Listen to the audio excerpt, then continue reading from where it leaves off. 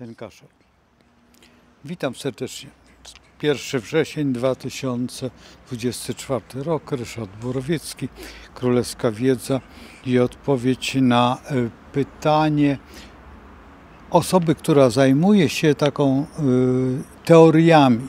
I bardzo bym chciał, żeby ta osoba podjęła rękawice myślenia wreszcie, bo ma jakieś chyba nie tak pojmuje, jak pojmuje tą swoją dziedzinę.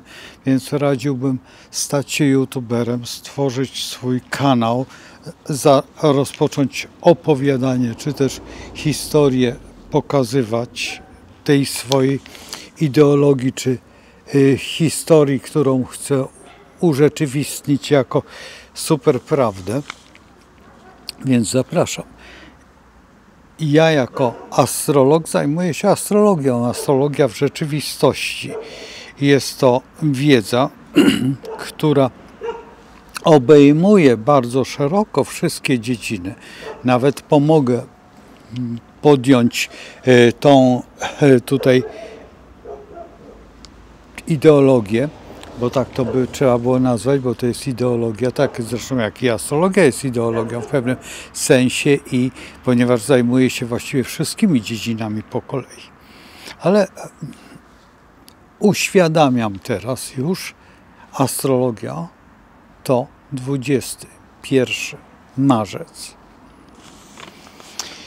Ponieważ koło ma 360 stopni, dzielimy to na 12 części i w ten sposób otrzymujemy w założeniu sektory.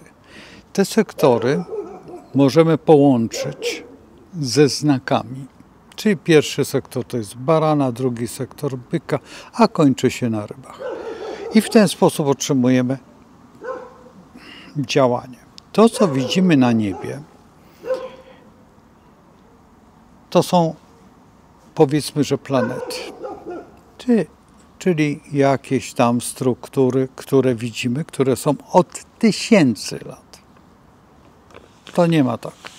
Nie ma tak starej dziedziny, która by się zajmowała aż tak długo jak astrologia. Astrologia jest od momentu, kiedy oddawano hołd jakiemuś światełku na nieboskłonie, odtąd właściwie astrologia istnieje. Czy to będzie gwiazda polarna dla marynarzy, czy będzie to w założeniu Słońce, czy to będzie Księżyc, czy to będzie jeszcze mnóstwo religii opierało się o to. Między innymi tak zwane Ra tutaj, ale i też ta z Ameryki Łacińskiej. I stworzono w ten sposób astrologię. Astrologia nie jest religią. Rozpocznijmy od tego, że uznajemy, że mamy bogów jako planety, to absolutnie nie jest żaden Bóg. Po prostu to jest planeta, która się opiekuje danym sektorem.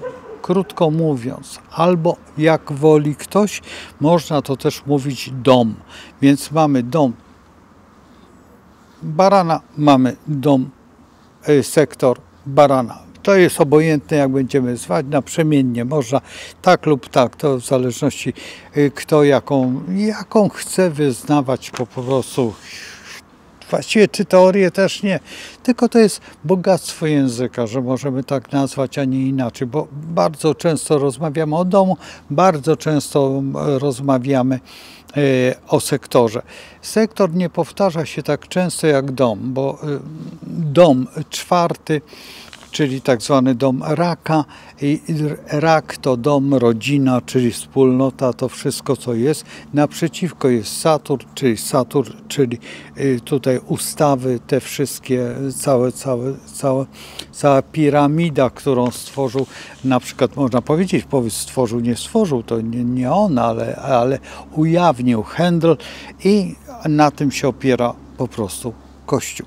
I mamy tutaj odpowiedź. Tu mamy dom, a tu mamy Kościół jako instytucję tylko traktujmy to jako instytucję, nie jako religię, bo to też, bo kolega się może tutaj przyczepić i coś tam wie, ale nie wie, a przeczyta, a zrobi, a tutaj będzie podejmował rękawice jakieś, znowuż wypisywał jakieś takie rzeczy, o których w ogóle nie ma pojęcia, na czym to polega i wchodzi w temat, który nie jest tematem. To jest najciekawsze, że brak tematu tworzy temat. To jest takie, w tej chwili takie modne, ja to nazywam podejściem lewicowym, a właściwie nie lewicowym, tylko tęczowym w założeniu. I to jest takie najbardziej tęczowe. Teraz, czy jest Ziemia płaska, czy nie jest płaska, mnie to nie interesuje. Mnie to zupełnie nie bawi, bo jeżeli ma dowody, to proszę bardzo, na YouTubie jest tyle miejsca, że się w głowie nie mieści. Można stworzyć swój kanał i godzinami. Ja już od iluś lat jestem tutaj i cały czas rozmawiam na ten temat astrologii i filozofii astrologii, albo psychologii astrologii, albo też o samej astrologii. O wielu rzeczach mówię, o których tutaj nie wiem, czy ktoś jeszcze jest, bo ja nie śledzę nikogo, mnie to nie interesuje. Ja mam swój plan, który teraz przechodzi na offsetkę i jeżeli ktoś jest tym płaskoziemcą i wyznaje tą teorię, to bardzo chętnie zaproszę po konsultacji telefonicznej oczywiście, bo jak to będzie ktoś, kto nie ma w ogóle na ten temat pojęcia albo w ogóle nie będzie miał jakichkolwiek dowodów, bo mamy mapę Pirejsa, mamy mnóstwo tego wszystkiego jest, co jest wydane w ostatnich czasach i to naprawdę bardzo ładnie. Zresztą większość tych tutaj dzieł w założeniu jest dostępne, mało że w internecie. Ja zbieram te książki, które są związane, czy albumy związane właśnie z królewską zwiedzą, bo mapa jest w pewnym sensie bardzo istotna, dlatego że chociażby Jarek Gronert tutaj w swojej książce pokazał Antarktydę i podział Antarktydy na 12 i teraz jeżeli tutaj spojrzymy, gdzie leży która stolica i jakie aspekty ma w stosunku, czy dane państwo w stosunku do danego odcinka, tak? Czy to jest kwadratura, czy to jest koniunkcja, czy to jest opozycja, czy to jest to, gdzie są przyjaźnie, gdzie są antagonizmy. To jest świetna rzecz. To tutaj przyznaję Jarkowi wielki medal i to naprawdę nagrody najwyższej astrologii. W tej chwili w Polsce uznaje się nagrodę taką Pręgla, tak, medal Pręgla. No więc tutaj Jarkowi naprawdę bym dał za to medal Pręgla, dlatego że to nie chodzi o odkrycie, tylko pokazanie, ukazanie tego wszystkiego w jakiś logiczny sposób, bo astrologia jest logiczna, jest wymierna, tak, matematyka też. Mówi się, że królewską wiedzą jest astrologia i nikt nie zaprzecza, ale matematyka czy no naprawdę duża ciężarówka. Ja nigdy bym nie pomyślał, że na wsi może być w wiejskim, sielskim, w tym jest aż tak wesoło. I teraz popatrzmy sobie na jedną rzecz. Jeżeli mamy tutaj tą mapę, mamy te mapy naprawdę bardzo stare, czy w ogóle Polska była właściwie opisana. Trzeba przyznać, że mapę pierwszą chyba stworzyła królowa Bona, bo ona wysłała wtedy tych mierniczych i zrobiła tutaj. Też ostatnio oglądałem takie zdjęcie, że z Kielc widać Tatry i to jest udowodnienie na to. Nie znam się na tym, ale w optyce są bardzo różne rzeczy. Tak jak widać na pustyni na przykład oazę. I ktoś gdzieś, a ona faktycznie istnieje, czy na przykład są te załamania, że tutaj jeżeli jesteśmy na Śnieżce, to widać Stany Zjednoczone i Chicago, na pewno widać. Jeżeli jest płaska, znając świetnie, no powiedzmy, że w miarę przyzwoicie malarstwo, i w malarstwie jest tak zwany powidok. Powidokiem naprawdę można robić cuda.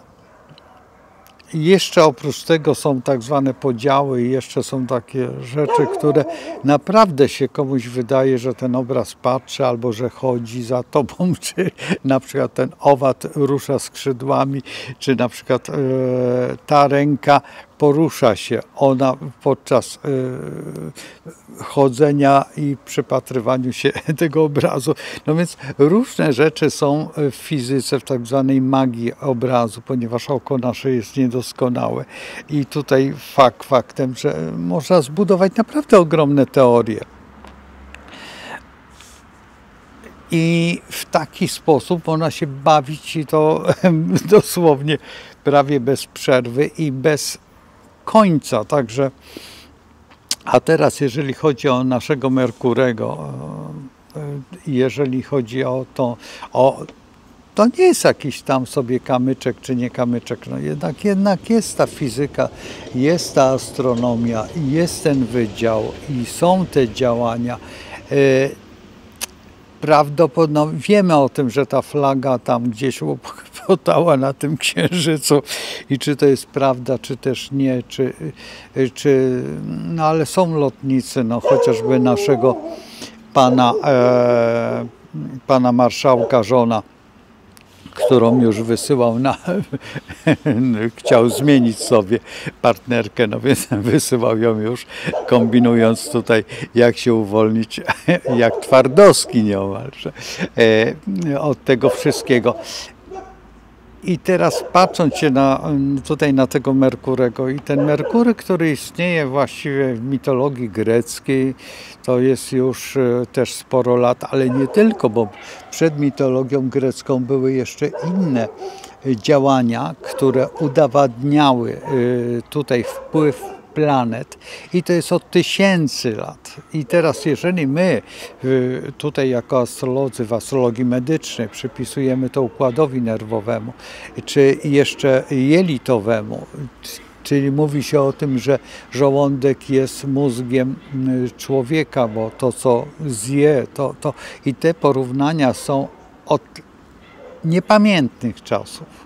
I czy bierzemy to spójnie z jakąś teologią zdrowia, czy mitologią zdrowia, czy obojętnie czego, i to się zgadza i zazębia.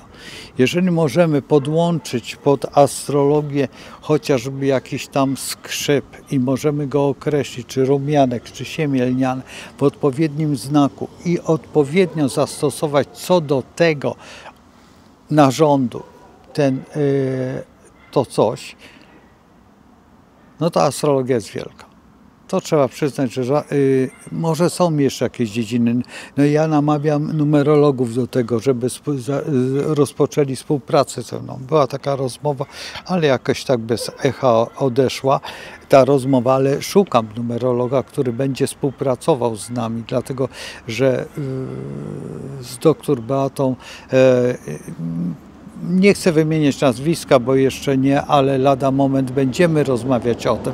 To wszystko jest spójne, bez względu na to, czy jest ta dziewiątka jako kończąca, czy jest chociażby w astrologii ten 12 sektor jako kończący, czy znak ryb jest zamykający ten i otwierający nowy cykl. Jest tego mnóstwo w astrologii, to jest wielka nauka, także tutaj kolega youtuber, który może zostanie youtuberem, może wreszcie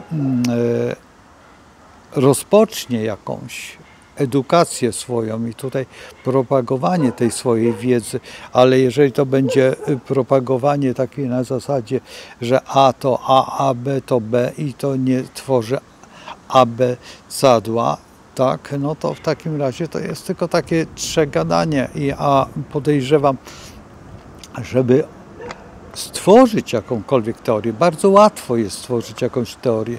Dzisiaj właściwie od momentu powstania tego Plutona i od tego momentu, kiedy znaczy Plutona już znano bardzo wcześnie, dużo wcześniej, bo o tym mówią tabliczki chaldejskie, ale I cała starożytność mówi o tym. Dopiero Grecy, a właściwie po Grecji rozpoczęto właściwie likwidację, bo no tylko uznano te 7 jakby planet, tak? Czyli tutaj łącznie z Księżycem chodzi o Księżyc też jako przybysza, ale to jest nie wiadomo skąd się chociażby bierze Księżyc i wszyscy wiemy jako astrolodzy, astronomowie też to stwierdzają. Dlaczego tutaj jeżeli jest astrologia, jako astrologia ta pierwsza, o której mówiłem w mitologii, w religii czy w czymkolwiek, to dopiero tak mniej więcej od Mikołaja Kopernika właściwie jeszcze później, od Hugo Kołłątaja, kiedy chciano zlikwidować szkołę, żeby zrobić z nas z powrotem matołami. Dokładnie. Hugo Kołłątaj, cała ta historia pedagogiki, całej tej tutaj powiedzmy, że możliwości myślenia po to, żeby odejść od myślenia religijnego, że to Bóg stworzył. Bo w gruncie rzeczy pytania, co dało życie, do tej pory nie potrafimy zrobić tego. Oczywiście, że możemy pokazać, że życie można zrobić, ale no, chociażby owieczka Doli, która nie przeżyła, ten Hart afgański, który zrobił ten lekarz z Korei i on długo nie pożył. Te wszystkie eksperymenty, wznawiania, urzeczywistniania są bardzo trudne. Reinkarnacja jest do udowodnienia, i to jest udowodnione chociażby, nawet filmy są o tym, i to są doskonałe filmy, mimo że są to filmy znaczy takie popularne, nie naukowe, tylko filmy, są dowodami. I teraz, jeżeli patrzymy na zmartwychwstanie, tak, i to, co robiono w mitologii, kiedy Chrystus to zrobił. I mało tego, jeżeli znalazły się te zapiski u Indian, tam w Peru, i przeczytali tamtejsi kapłani i pokłonili się i przyjęli chrześcijaństwo. Dzisiaj mamy chociażby Matkę Boską z Guadalupy, która jest dowodem ogromnego cudu, tak jak Matka Boska Częstochowska, tak jak Matka Boska Fatimska, no i są to cuda, nie ma gadania, nie można tego odseparować. Zresztą możemy zrobić kosmogram na Matkę Boską Fatimską, możemy zrobić tutaj na Jana Pawła, tutaj na ten strzał zrobić kosmogram, porównać to sobie, tutaj to, tutaj tamto, tutaj owo i wychodzą takie rzeczy, bo to robimy. Bo to robiliśmy już dawno, bo bez tego nie ma królewskiej wiedzy, więc jeżeli teraz wchodzimy w jakąś tam płaskoziemię i to nie ma takich dowodów, których nie można tutaj urzeczywistnić astrologicznie, to w takim razie jest to bzdura, nie wiedza, tylko coś takiego, jak stworzył właśnie, do czego dążę tutaj, do marksizmu, który właśnie w momencie, kiedy zaistniał ten kryzys i te wszystkie sytuacje, i ten marksizm pokazał się, i ten marksizm dzisiaj nadal króluje, i ten marksizm przeszedł formę z czerwonej na zieloną, co jest bardzo dziwne. I teraz zielony, ten ład, który jest, no to jest mniej więcej teoria, która zajmuje nam umysł, a nie rozwija nam umysł.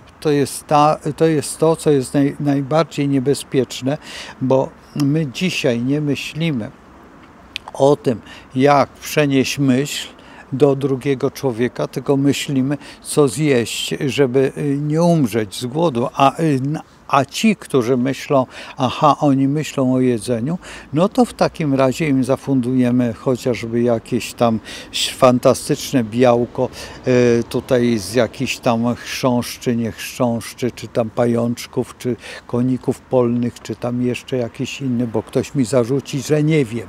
Wiem, czy na przykład chociażby ostatnio owoce, które nie są owocami, czarne jagody, które nie są jagodami, tylko są jakimiś pseudożelkami, że arbuzy mają skórkę, która zdejmuje się i już się stwierdza, że są to robione owoce na tą kulturą komputerową, czyli tworzenie jakiejś wizji owocu i to się sprzedaje w supermarketach. Gdzieś już są pokazane. Niedługo marchewka nie będzie marchewką, tylko będzie jakimś tworzywem sztucznym, które będzie zajmować, na przykład będzie można je stopić czy replikować w jakichś sytuacjach.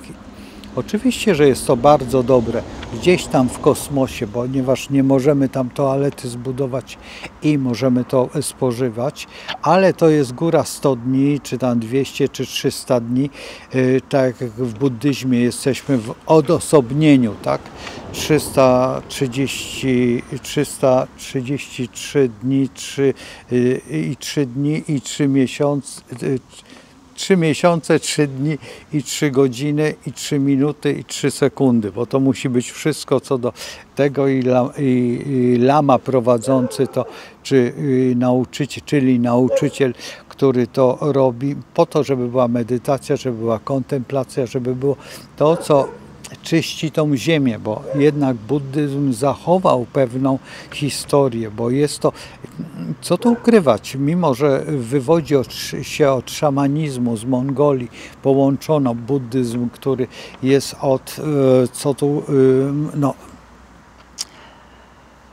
od Buddy, to jest faktem, ale musiały być jeszcze jakieś podstawy. To nie jest tak, że tak jak my pochodzimy od Senejczyków, od tych, którzy się myli wodą i uznali wodę i Jan Chrzciciel był przedstawicielem, czyli był już chrzest przed chrztem Chrystusa. Musimy też o tym wiedzieć, że chrześcijanie to nie jest tak, że my jesteśmy nagle od Chrystusa. Nieprawda. Dużo wcześniej Chrystus przyszedł do chrześcijan.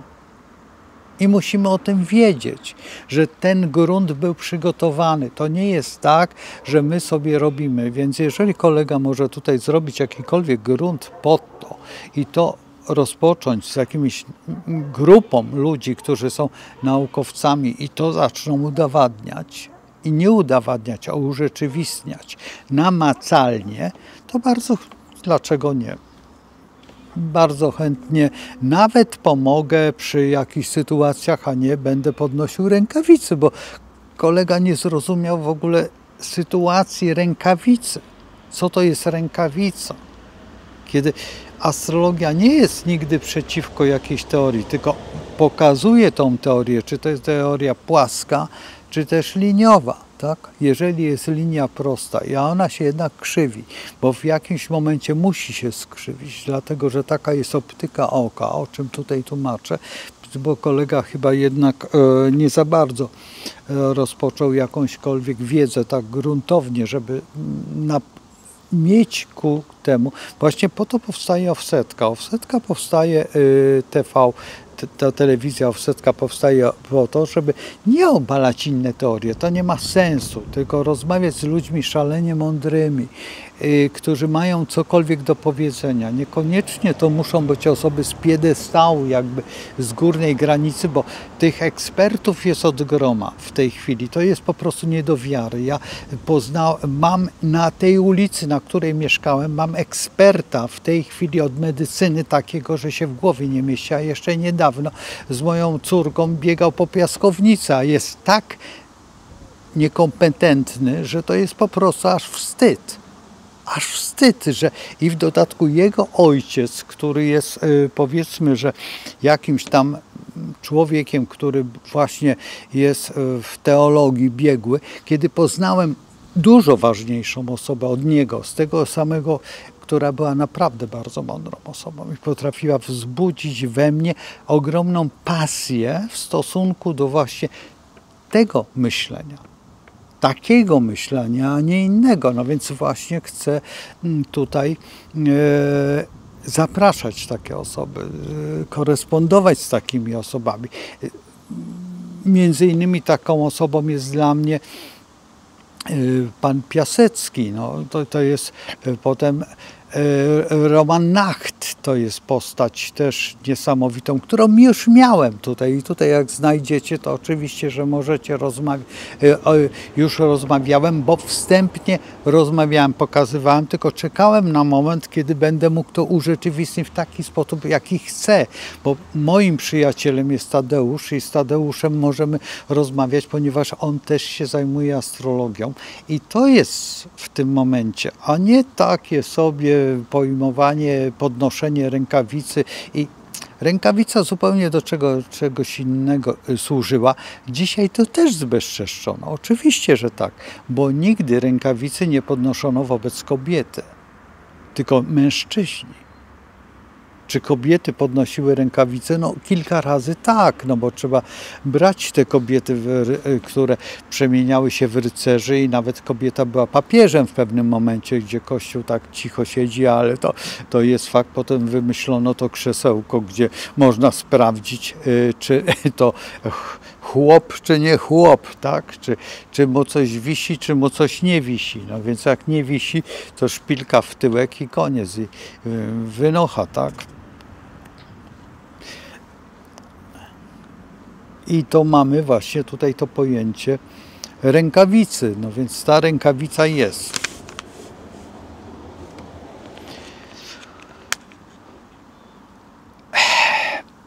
Zastanawiam się jeszcze nad jakimś punktem, który tutaj był, bo akurat nie mam tego tekstu przed sobą, żebym mógł zreferować. Przecież królewska wiedza jest wiedzą, która jest chyba najbardziej z teorii, chociażby względności, która jest bezwzględnością, bo jednak tą teorię względności możemy Einsteina powiedzmy zniwelować i dzisiaj właściwie ona nie istnieje. Sam Einstein w pewnym momencie powiedział, że to jest takie troszeczkę nie za bardzo i on miał pewne kłopoty co do siebie, chociaż też jest następna teoria, że nie on to wymyślił, tylko zupełnie kto inny, ale nie poprowadził, ponieważ nie umiał poprowadzić tego do końca, co ten człowiek, który wymyślił tą teorię, zmienił. Zresztą to też jest na YouTubie. To też są ci ludzie, którzy udowadniają, że tak jak chociażby Kolumb nie pierwszy był tam w Ameryce i są na to dowody. I dzisiaj Amerykanie zabraniają kopać, czyli archeologii, robienia ze względu na to, że wtedy by się okazało, że Indianie nie są pierwotnymi osobami, że nie są oni pierwsi w Ameryce, co jest udowodnione, chociażby te rzeźby Tolmeków, i które tak nazywamy, tak, i o tych szerokich ustach i właściwie afrykańskich cechach, ale oprócz tego no nie jest też tak. No, są jeszcze inne artefakty, które budują tam gdzieś w okolice Florydy czy Kalifornii, ale mamy też te monumenty, które istnieją na Wyspie Wielkanocnej i tutaj też dla nas jest to bardzo dziwne. Oprócz tego, no co tu ukrywać, Antarktyda zielona, tak? I mamy tutaj ten biegun, to wszystko. Więc to, co się dzisiaj dzieje, to, co jest w tym Zielonym Ładzie, wielkim nieskładem. Te temperatury, które są w tej chwili, są normalne temperatury. Ja pamiętam jeszcze w dawnych moich dziecięcych czasach, kiedy mieszkałem na wsi, mieszkaliśmy na wsi z całą rodziną i mój ojciec był lekarzem tam na tej wsi, jak to się mówi, lekarzem wszechobecnym, bo był jeden na ogromny obszar. I trzeba przyznać, że wtedy pamiętam, że nie tyle przywożono, co brano na wóz drabiniasty mojego ojca po to, żeby ratował jakiegoś rolnika, który mdlał i konie mdlały w oborze. W stajni, przepraszam, nie w oborze, a w stajni, gdzie mieszkałem przez kilka lat nad morzem i uciekły nam, temu gospodarzowi uciekły krowy z pastwiska, dokładnie z poligonu i żeby nie żołnierze, bo my tam wtedy jeszcze był ten pas, wiecie, troski i nietroski, co kilkanaście metrów była strażnica i żeby nie ci żołnierze powiedzieli, że krowy siedzą w morzu, to bym nie uwierzył w to. Krowy siedziały po szyję w morzu, bo było aż tak gorąco.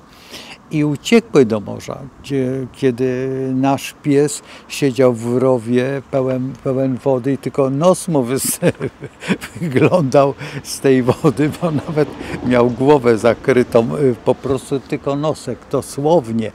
Potem mnie opowiadał myśliwy o tym, że tak robią zwierzęta, bo ja rozpocząłem tą rozmowę o tym piesku, a on mówi, słuchaj, jeżeli psy tak robią lisy, jak lis jest zapchlony bardzo mocno i go zaczynają gryźć, to lis wchodzi do wody i siedzi w tej wodzie, tylko nosek mu wygląda i w ten sposób topi pchły. No więc przyroda ma swoje pomysły. Jeżeli teraz to są pomysły, które są z obserwacji nas, myśliwych, czy w ogóle ludzi lasu, czy przyrody, bo mówimy o myśliwych, którzy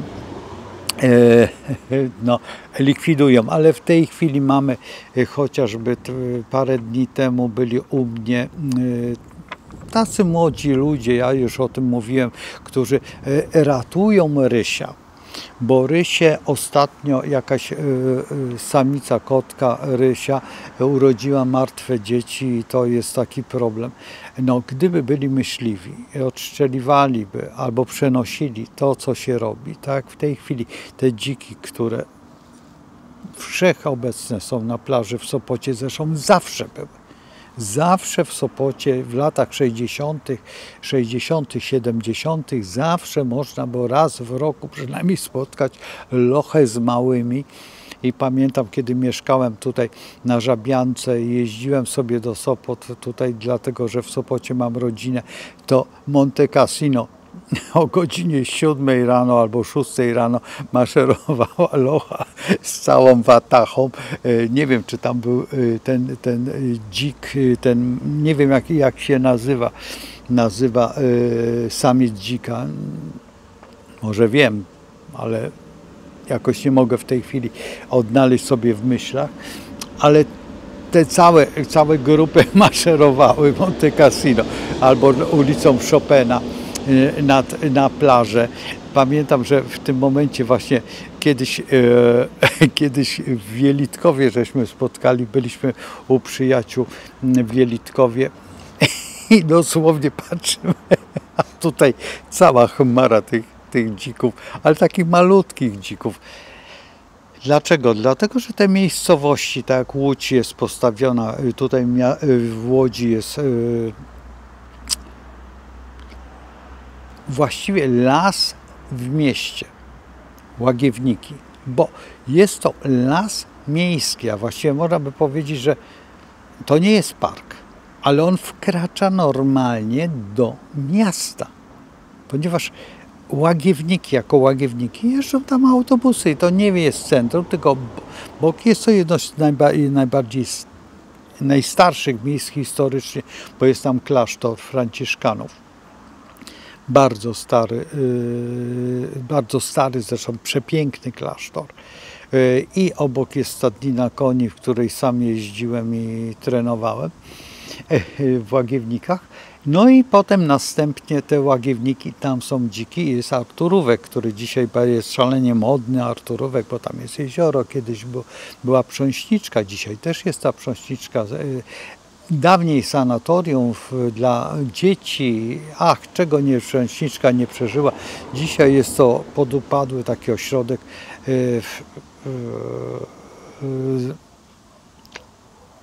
ośrodek który był związków zawodowych. I do tej pory jest związków zawodowych, a dlaczego to kiedy indziej, a obok jest dzisiaj w remoncie i pokazywany jako hotel, jako najlepszy hotel, dom pana Hansla. To jest następna historia, którą sobie opowiemy, bo jest to dziwne. Ten budynek stał bardzo długo pusty. Wreszcie ktoś wygrał przetarg i właściwie wygrał przetarg. Nie wygrał przetargu, bo pierwszy raz przystąpił go mu odmówiono, drugi raz też mu odmówiono, trzeci raz też mu odmówiono, aż wreszcie się uparł i dostał to. Bo nikt nie chciał tego. I faktycznie zrobił z tego cacko. Mam nadzieję, że uda mnie się jego zaprosić, bo to też jest postać dosyć interesująca ze względu na to, że tak, po pierwsze coś zrobił i zrobił to faktem, że zarabia na tym, ale zrobił z tego cacko. Ale takich ludzi jest mnóstwo, no, chociażby pan Penderecki, który stworzył ten dworek swój odbudował, w którym tworzy i jest to jakaś świątynia taka muzyki. No zawsze ktoś, kto coś tworzy, nie tylko robi dla siebie, a jeżeli robi nawet dla siebie, to robi dla ludzkości, bo egoizm czasami ludzki przechodzi i staje się jakimś dziełem, no co tu ukrywać, no, jeżeli malujemy cokolwiek, tak ja jako plastyk tworzę jakiś obraz, tworzę go przede wszystkim dla siebie i to jest moje dziecko i to jest mój twór. I wiecie, jak ciężko jest sprzedać, jak ciężko jest oddać komuś. Czasami tak to boli serce, dlatego że się namalowało. Ja mam mnóstwo takich obrazów. Czasami wręcz moi koledzy się zastanawiają, dlaczego ty nie handlujesz tymi rzeczami. Ostatnio była taka pani, dlaczego pan nie wystawia, nie to. Jak to nie wystawia? Mam w Japonii, mam w Szwecji, mam w Norwegii, mam w Kanadzie, mam w Stanach Zjednoczonych, mam. Właściwie wszystko jest poza granicami moje prace. Wszystkie. Czy ja chcę mieć je w Polsce? Nie wiem. A dlaczego nie chcę? Ale po co? To są moje dzieci. Jak ktoś przychodzi z moich, znaczy ze znajomych i tak usłyszy, że jestem plastykiem, no tak. Dopiero wtedy, kiedy zaprowadzę go do swojej pracowni albo zaproszę tam i zobaczy, to mówi, to twoje, to twoje, to twoje, no moje. To dlaczego ty nie wystawiasz? A ja mówię, ale po co? A ten obraz, ja malowałem go 6 lat. Po prostu mówi, wiesz co, dlaczego ty nie zostałeś kopistą? A ja mówię, a po co kopistą? Bo faktycznie jest to zrobione ze zdjęcia i można rozpoznać, ale to nieistotne. To nie jest ten problem. To jest ten problem tego właśnie człowieka, który tutaj napisał, wyjmuje tą rękawicę. Jeżeli wyjmuje tą rękawicę, niech zrobi takie rzeczy i dopiero wtedy, bo to jest, ja dlaczego? W tej chwili inspiruję. Ja jestem po to astrologiem, żeby inspirować. Dziwny jest ten fotel, bo on jeździ i kładzie się. I chcę odciągnąć tego kolegę od głupich myśli. No, mam nadzieję, że stanie się kolegą z YouTube'a, bo jeżeli nie rozpocznie, to w ogóle nie mamy o czym rozmawiać, jeżeli nie skontaktuje się ze mną, bo będzie miał jakieś dowody, nie takie jak mają w tym Zielonym Ładzie, że likwidują krowy, bo krowy są niepotrzebne, a krowa jednak zasila tą trawę tym swoimi odchodami. Jest to jakiś łańcuch pokarmowy, który jest bardzo ważny i to mleko jest bardzo ważne, to które jest wytwarzane, bo żeśmy stworzyli taką kulturę. Na pewno jest to lepsze niż te koniki polne, bo koniki polne nie wrzeszczą. No tak, nie wrzeszczą, tylko my nie jesteśmy w łańcuchu pokarmowym. A zdrowy taki, wiecie, cielęcy stek, może te krowy zabijamy, no tak, ale je mnożymy. I tutaj doprowadzamy do jakiejś hodowli. Mamy te hodowle, różne gatunki tych krów, bo żeśmy stworzyli mamy asortyment tego bydła ogromny. Mamy selekcjonerów wspaniałych, gdzie moja siostra jest selekcjonerem tutaj i to jest coś takiego jak sędzia kynologiczny. Sędzia kynologiczny jest i dlaczego jest kynologia? I tak jak Tak jak ci zwolennicy, którzy mówią, ale proszę pana, to jest łobuzerstwo, to jest to. No to mówię, ratlerek. Ratlerek jest wyhodowany przez społeczeństwo, pod żadnym nadzorem, a jednak jest identyczny. I czy go bierzemy z Berlina, czy go bierzemy z Pragi, czy bierzemy go z Warszawy, czy bierzemy go z Budapesztu, bo one tutaj występują w tym pasie, to one są wszystkie identyczne i one się mnożą i mało tego, te egzemplarze dają identyczne egzemplarze, więc jeżeli jest, to już jest rasa. Jeżeli teraz tworzymy jakąś rasę, musi ten egzemplarz wytwarzać identyczną rasę i jest to nam przyzwolone poprzez Boga. Bóg powiedział: idź i rozmnażaj. Bóg, działaj, funkcjonuj, walcz o to, a nie bądź kimś takim, kto nie za bardzo wie, o co chodzi. Jeżeli przyglądamy się teraz takiej kwestii, to musimy się nauczyć, a właściwie wyuczyć umiejętności rozmawiania, funkcjonowania. Jeżeli patrzymy na takie działania, to te działania trzeba umieć rozpowszechnić, jeżeli one są pozytywne dla człowieka, a nie negatywne.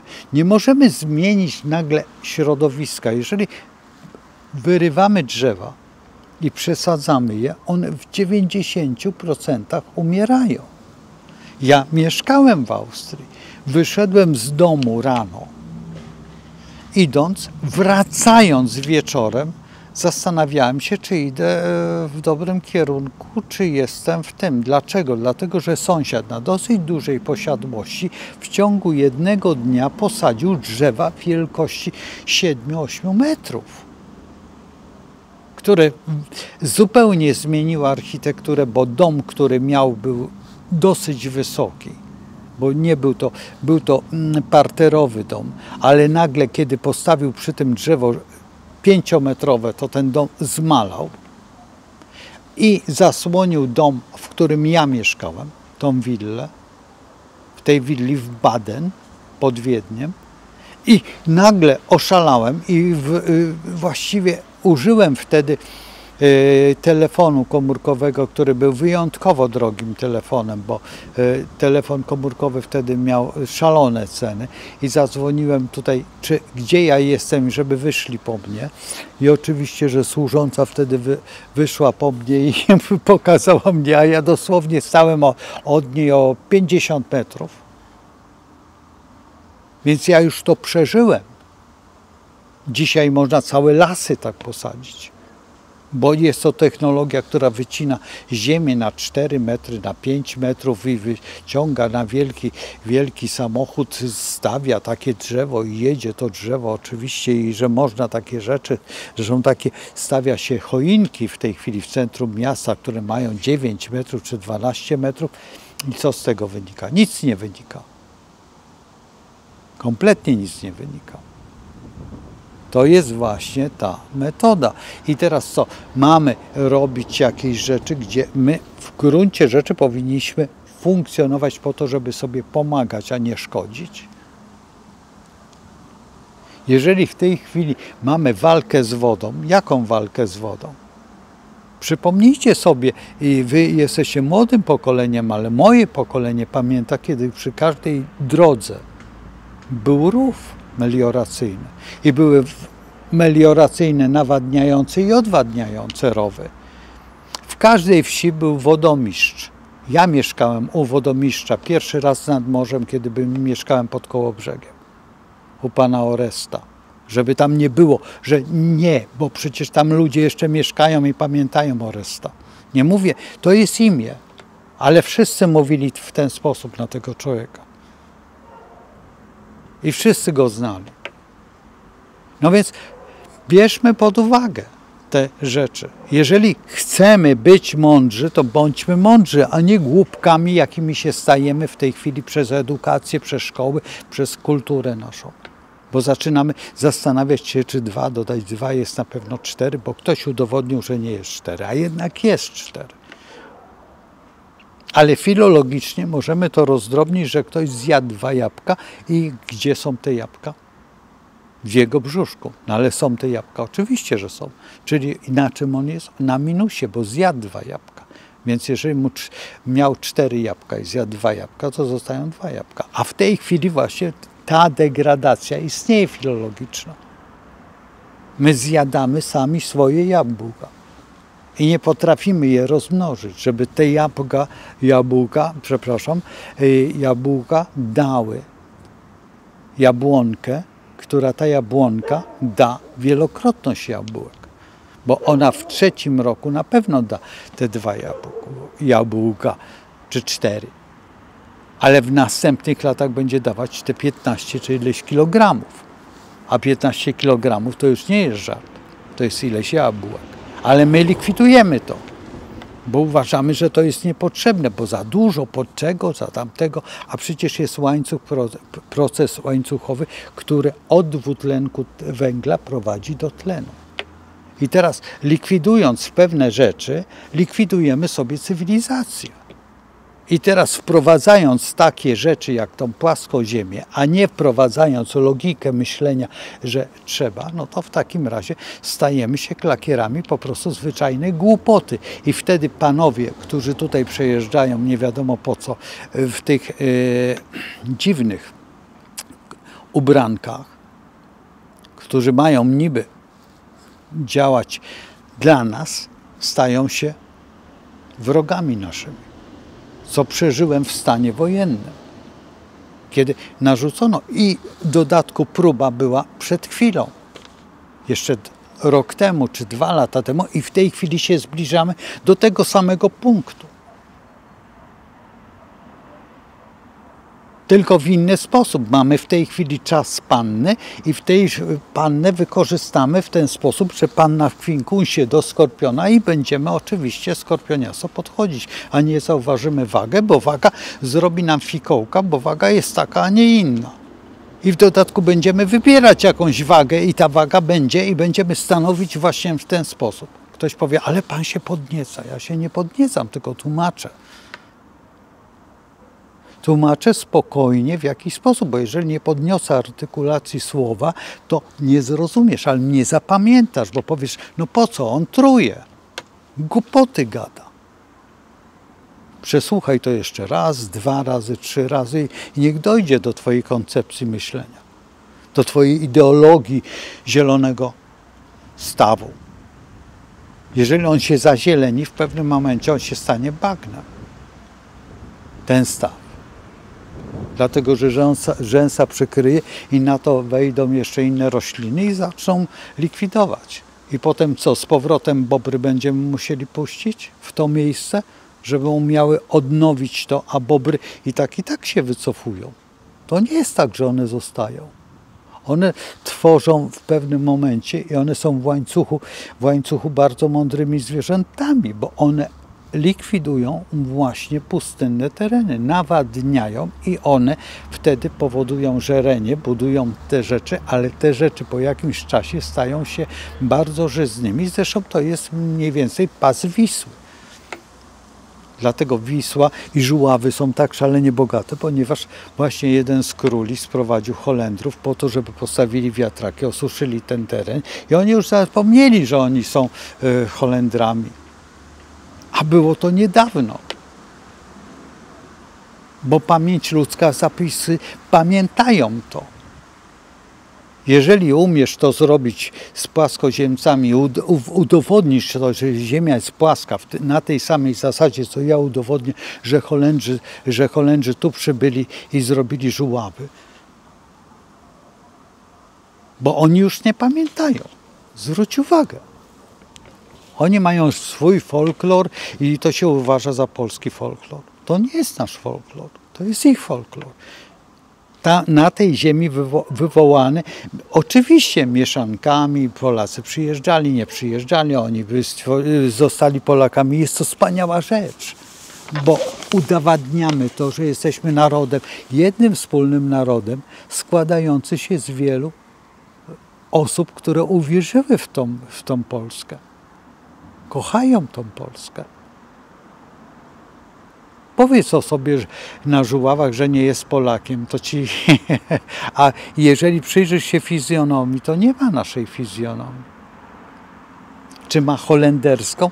O, raczej nie, bo Holendrzy już tam zmienili sobie cały czas, bo jest tam chów wsobny, bardzo niebezpieczny, który jest najbardziej był niebezpieczny w Austrii, potem w Szwajcarii, potem w Norwegii.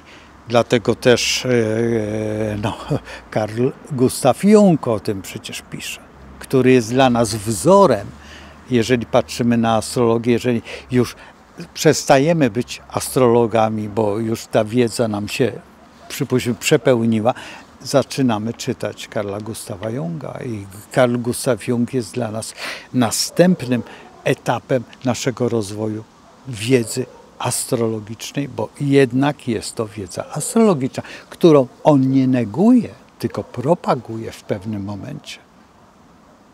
I to trzeba umieć zrobić, więc drogi, nie wiem czy znajomy, czy nieznajomy, zapraszam Cię do YouTube'a, stwórz tą stronę.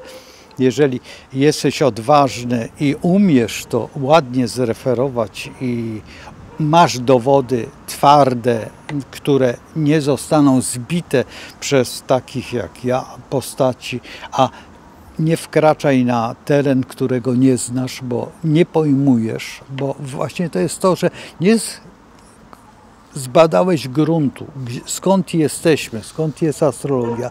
Chyba Ci wytłumaczyłem, chyba każdemu wytłumaczyłem tutaj, którzy wiedzą, znają troszeczkę historię, nie tyle ze szkoły, bo szkoła niewiele daje tej wiedzy. Szkoła jest wstępem do zrozumienia, tak jak dzisiaj, nie Wikipedia. I tutaj bardzo dziękuję tej osobie, która napisała, że wielokrotnie stwierdziła, że Wikipedia kłamie, bo kłamie, na każdym kroku kłamie.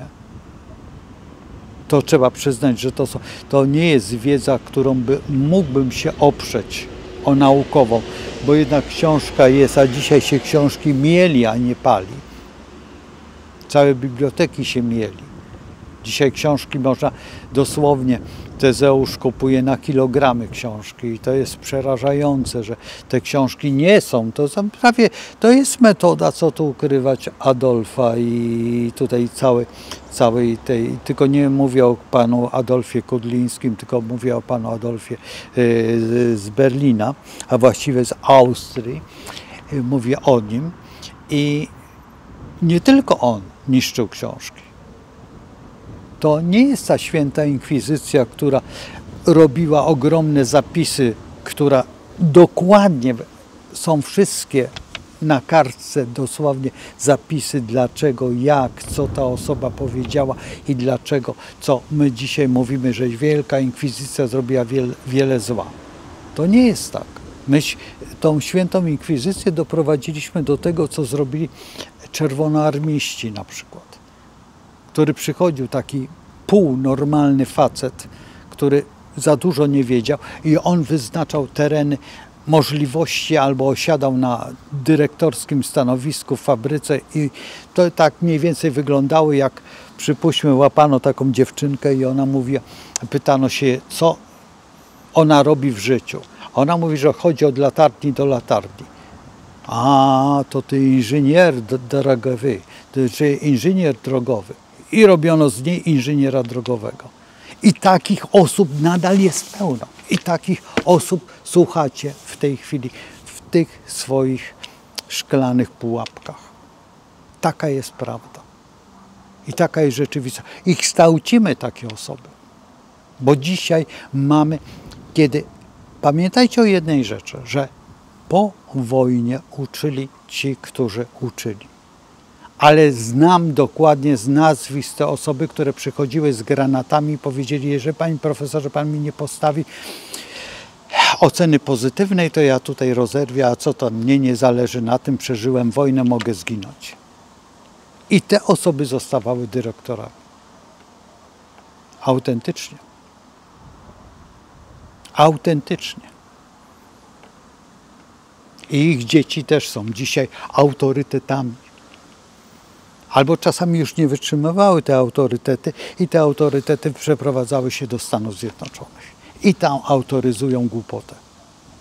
I dlatego mamy tak dziwną Polonię tam. Tutaj zostaliśmy ci, którzy myślą, bo jesteśmy, bo musimy tu być. Bo jesteśmy przygwożdżeni. Dlaczego? Dlatego, że to jest nasza ziemia. Czasami mamy różne historie. Czasami jesteśmy mieszańcami. Ja jestem mieszańcem. Ja nie jestem tak częściowo stąd, ale jestem z Kalisza. Przybyłem do tego Kalisza kiedyś. Kiedyś ta moja rodzina przybyła i nie pozwolę na to, żeby był Kalisz inny jak najstarszym miastem, nawet na świecie. Bo taka jest prawda. I to jest encyklopedycznie udowodnione. A jak? No to sobie poszukaj, płaskoziemcu. I nie pozwolę na to, żeby ktokolwiek zlikwidował ten Kalisz jako najstarsze miasto tutaj. I dlatego kocham muzykę, bo tam jest fabryka fortepianów. Dlatego kocham, bo tam pisało Kalisja. A to Kalisja czasami jest bardzo brzydkim słowem. Jeżeli pojedziecie gdzieś do Skandynawii, najbardziej do Finlandii. Też trzeba o tym wiedzieć. Jeżeli się o tym nie wie, to się nic nie wie. Pamiętaj o tym, że jeżeli chcesz cokolwiek, komukolwiek zarzucić albo chcesz propagować, najpierw propaguj, a potem dopiero zarzucaj. Ja jestem tutaj na tym YouTubie bardzo długo. Naprawdę, zobacz kiedy. To już mija ponad 10 lat, a w tej wiedzy jestem dziesiątki lat. Naprawdę dziesiątki lat. Kiedy odejdą ci moi nauczyciele, bo już jeden nauczyciel mój odszedł, to ja mówię o Leonie Zawadzkim, wspaniały człowiek. Nie uczył mnie osobiście, ale mam jego książki, rozmawiałem z nim kilka razy na tych zjazdach. I bardzo żeśmy się szanowali. Poznałem go właśnie przez profesora Leszka Weresa, ponieważ oni razem rozmawiali. I szkoda mi czasu na inne osoby, tylko na tych wielkich. Wiesz, mam czas tylko na tych wielkich. Dlaczego? Dlatego, że życie mnie tak poprowadziło, że znam profesora Leszka Weresa i to doskonale. I nikt mi tego nie zarzuci. Nawet, bo jeżeli ktokolwiek mówi, że coś tam, to niech, jeżeli bo była taka dziewczyna, która, ależ to tam, to nie mów mi, bo ja znam. Nie znała zupełnie. Mimo to, że była bardzo wykształcona. Ale potem jej chłopak wytłumaczył, kim jestem, po co jestem i dlaczego jestem. Życie jest dziwne. Życie prowadzi w ten sposób. Mnie poprowadziło w ten sposób. Naprawdę dużo rzeczy w swoim życiu spotkałem. Nie to, że miałem czas, tylko tak się działo. Jeżeli ty przybyłeś i masz te wiadomości, zapraszam, ale jeżeli te wiadomości są takie cieniutkie, to nie zawracaj głowy. Bo wydaje mi się, że jednak będziesz zawracał głowę. Wydaje mi się, że te dowody, które masz, to są tak, jak nazwa tego jest. Jeżeli to wszystko jest, bo jeżeli stworzysz ten blog i tutaj udowodnisz, pokażesz to, zrobicie jakieś spotkania, potem następnie wydacie jakąś książkę, stworzycie jakąś uczelnię, jakąkolwiek, ale w dodatku zrobicie jakieś wyprawy, które będą namacalne, które będą filmować, tak jak ja to robię, tak jak pokazuję. I tu jeżeli prześledzisz, te wszystkie filmy są w różny sposób pokazane. W miarę rozwijania się przestrzeni tej medialnej, mojej. Dzisiaj już mogę wyjść na ulicę, już zupełnie jest inny dźwięk, a kiedyś robiłem to tylko w zaciszu swojej pracowni, swojego studia. Dzisiaj już wychodzę na ulicę, jeszcze się nie pytam ludzi, ale lada moment będę rozmawiał.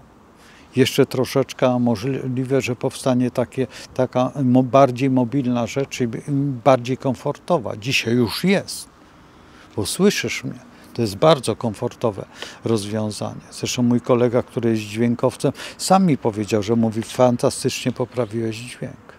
Nie poprawiłem, tylko sprzęt się poprawił.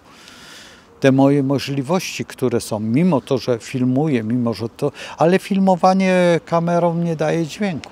Dźwięk jest następną osobną rzeczą, którą nie za bardzo lubię robić, bo nie znam się na tym. Mimo że dźwiękowców znam, ale wiesz, robić samemu coś, co jest ogromne, ale mogę ci pomóc. Mogę ci powiedzieć, co masz kupić, jak masz kupić, żeby nie wydać pieniędzy.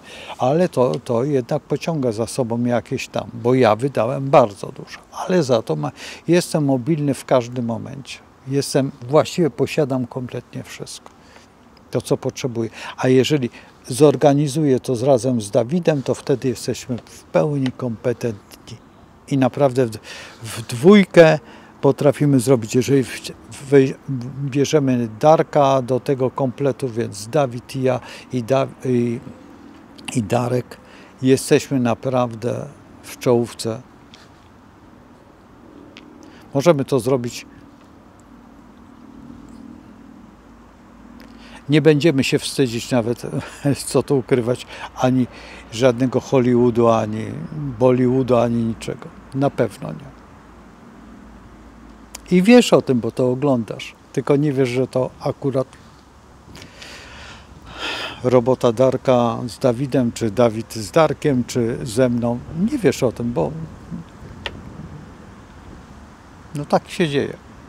Ale postaramy się ujawnić, staramy się zrobić. Dlaczego? Dlatego, że po prostu powstaje offsetka i offsetka powstaje po to, żeby pokazać i co robi Darek, co robi Dawid, w jakich dziedzinach działają, w jakich są specjalistami najwyższej klasy, bo są najwyższej klasy.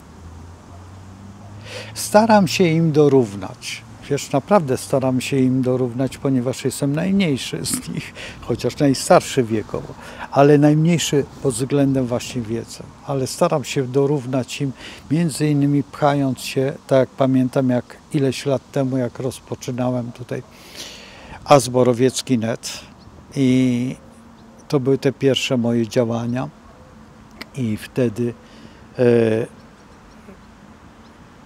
Darek do mnie powiedziała, wytrzymasz codziennie? Pierwsze działania były co 2 tygodnie albo co miesiąc. Pierwsze filmy pokazywały się co jakiś czas i pamiętam, zapraszam do takiego i takiego, czy tam do znaku takiego i takiego. Pamiętam, że wtedy byłem troszeczkę zły, że nie rozpocząłem od barana, ale było brak czasu, już trzeba było rozpocząć.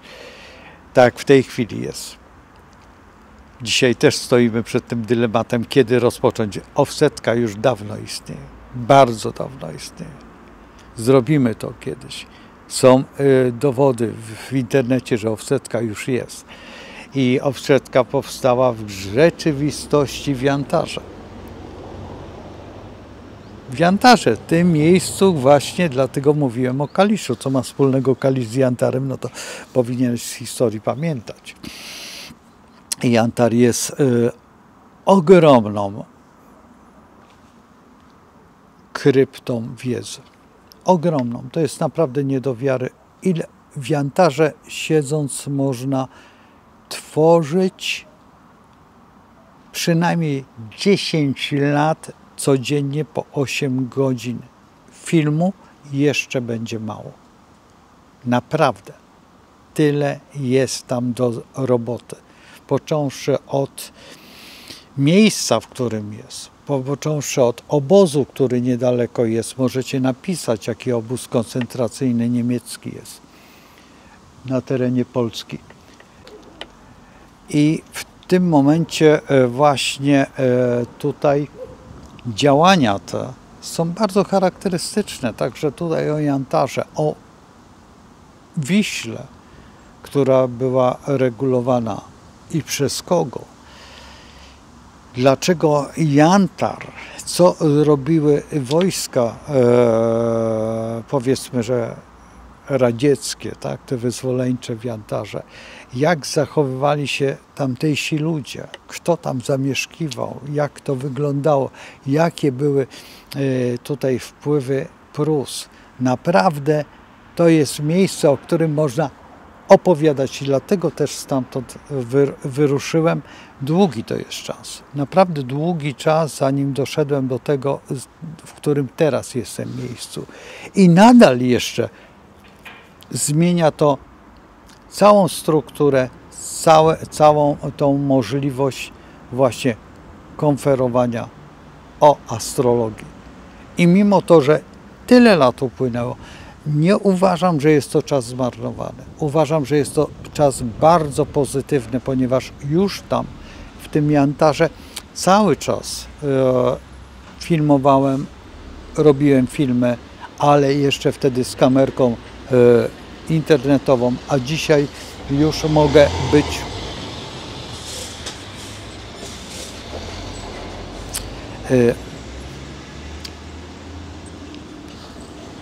to jest przerażające, że na wsi taki hałas jest. I to wszystko. Słuchajcie, zanudzam was, nie chcę zanudzać, chcę, żebyście byli otwarci, żebyście mieli szczęście w tym szczęściu, które i żebyście rozpoczęli myślenie. Wszyscy, którzy oglądają ten program, bardzo wam dziękuję.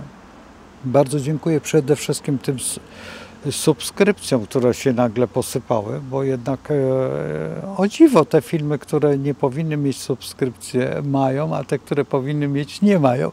No, na szczęście jest więcej tych, które mają, bo temat jest dziwny. W tej chwili ta Wenus, ten Merkury, tutaj ktoś napisał o tym Merkurym, ale nie chcę dzisiaj jeszcze mówić o tym, bo dzisiaj odpowiedziałem na to pytanie. To pytanie jest dla mnie no takie jeszcze, tam jeszcze ktoś się pytał o jakąś, o gwiazdę polarną, ale już ten temat pozostawmy, bo tam w tym filmie właściwie było to wyjaśnione, że to jest właściwie drogowskaz, który nas prowadzi, tak jak marynarze. To też jest pewien temat, oczywiście, który świadczy o czymś, że jednak coś jest w tych planetach i nie tylko to, czy one są, czy one nie ma. Jeżeli ktoś tam coś rozwiesił, jakąś firanę, no to ta firana jest naprawdę wspaniała. A te wszystkie globusy, nie globusy, które są doskonałe i czasami są potem ten najstarszy komputer, który jest. Tego wszystkiego jest bardzo dużo. Naprawdę tych artefaktów jest ogromna ilość. I z artefaktów możemy funkcjonować. Jest tak zwana archeologia zakazana, która jest przepiękną archeologią, która daje bardzo dużo do myślenia, ale jeszcze jest co innego, o czym będziemy rozmawiać, ale w setce. Nie chcę w tej chwili przedłużać, bo to jest chyba ponad godzinę tutaj mówię i cieszę się, że tak długo mówię, bo mam nadzieję, że ten temat wytłumaczyłem. I teraz, drogi youtuberze, przyszły, bo oczywiście, bo to, że jesteś, to jeszcze nie jesteś youtuberem. Youtuberem to wtedy, kiedy zaczniesz mówić przed kamerą, a to nie jest żaden problem, naprawdę.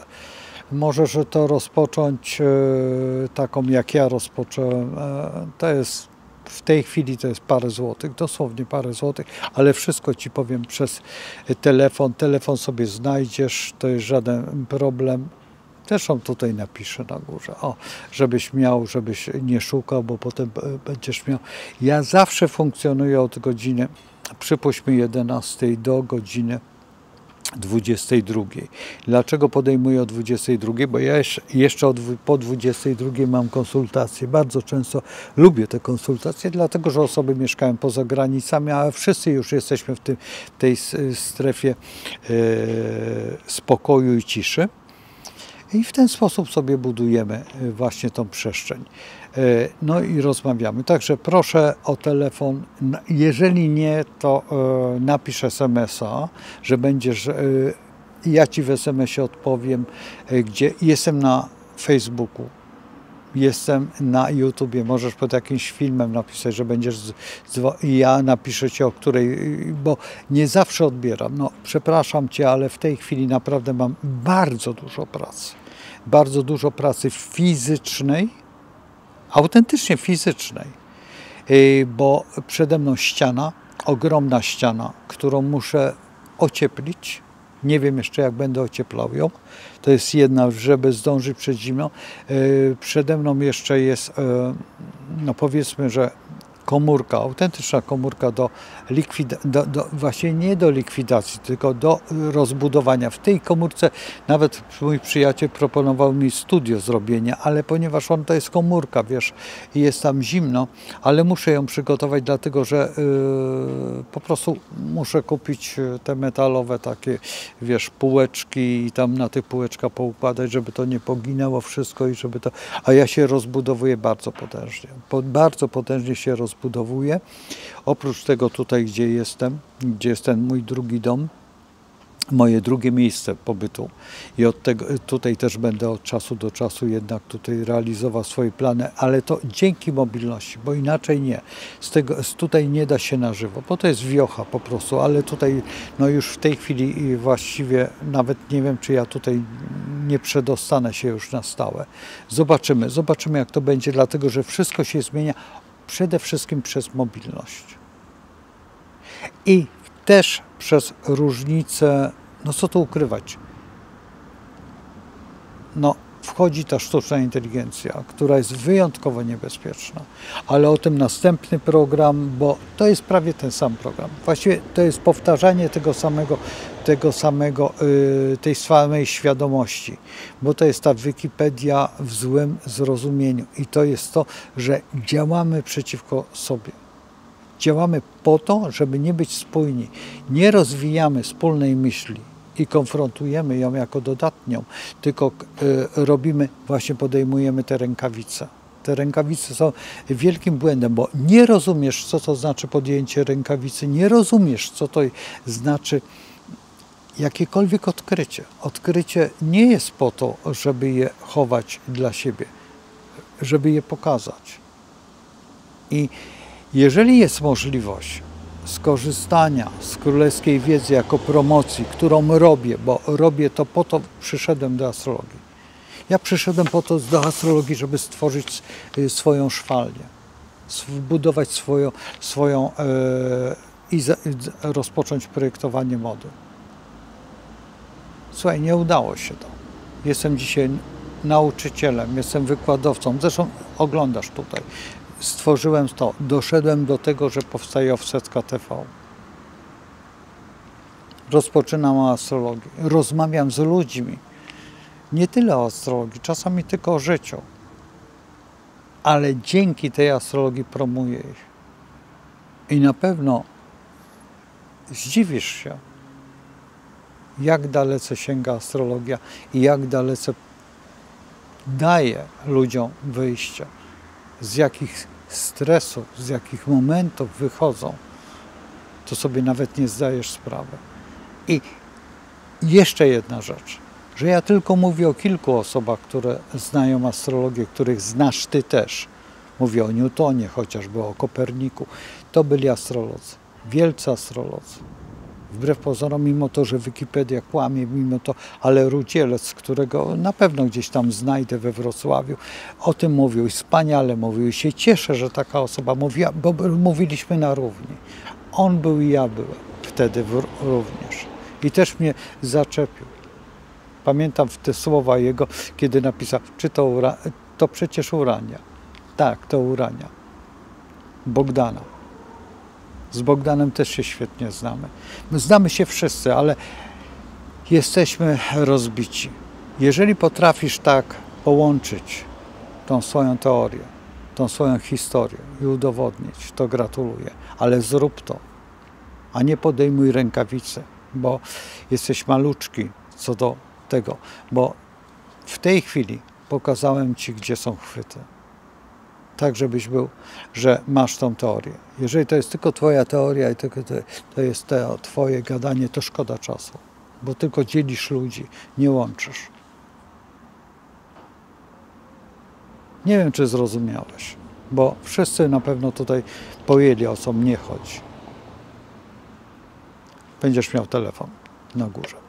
Do zobaczenia i wszystkim za to moje tutaj takie dziwne opowiadanie. Związane z astrologią, niezwiązane, chociaż tutaj historia astrologii troszeczkę była, ale którą znacie, te osoby, które tutaj powiedzą, no znowuż w koło to samo mieli. No ale taka od barana do ryby i potem znowuż od barana do ryby, od barana do ryby. I w ten sposób ona cały czas. Trzymajcie się z Bogiem, bo to jest najważniejsze, żeby wierzyć w coś, co jest stałe. Stałe jest to, co jest przed nami, a my jesteśmy w tym najważniejsi. Słuchajcie, przekroczyłem barierę dźwięku. Do zobaczenia z Bogiem.